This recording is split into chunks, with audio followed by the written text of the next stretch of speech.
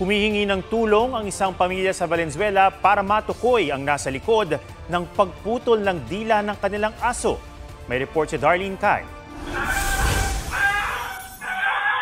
Dinig sa CCTV ang walang tigil na pag-iyak ng isang aso sa Valenzuela City nitong Martes. Hindi kita, pero ang aso pinutulan pala ng dila.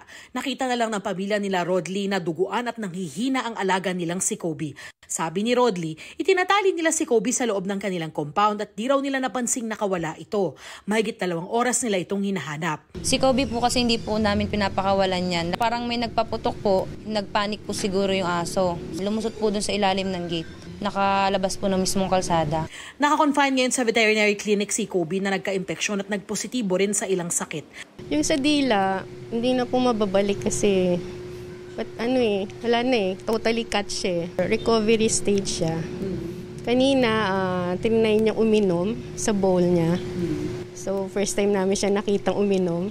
Sinisiringe feeding namin siya. Yun ang means talaga nila para makainom. Inaano na lang niya, through sa mouth niya. Nagpapatulong ang pamilya ni Rodley para matukoy kung sino ang pumutol sa dila ni Kobe. Wala naman daw silang nakaaway at wala rin kinagat si Kobe. Lumapit na po kami sa mga animal welfare po tsaka po sa mga pulis para po sa investigation ni Kobe.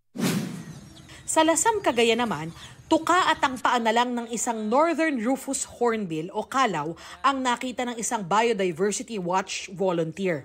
Ang katawan daw nito, kinatay at niluto ng isang lalaki. Pinaril daw ang ibon gamit ang airgun. Batay sa International Union for Conservation of Nature o IUCN, itinuturing ng vulnerable ang Northern Rufous Hornbill. Bawal itong hulihin, patayin at ibenta sa ilalim ng Wildlife Resources Conservation and Protection Act. Darlene Kai, nagbabalita para sa GMA Integrated News.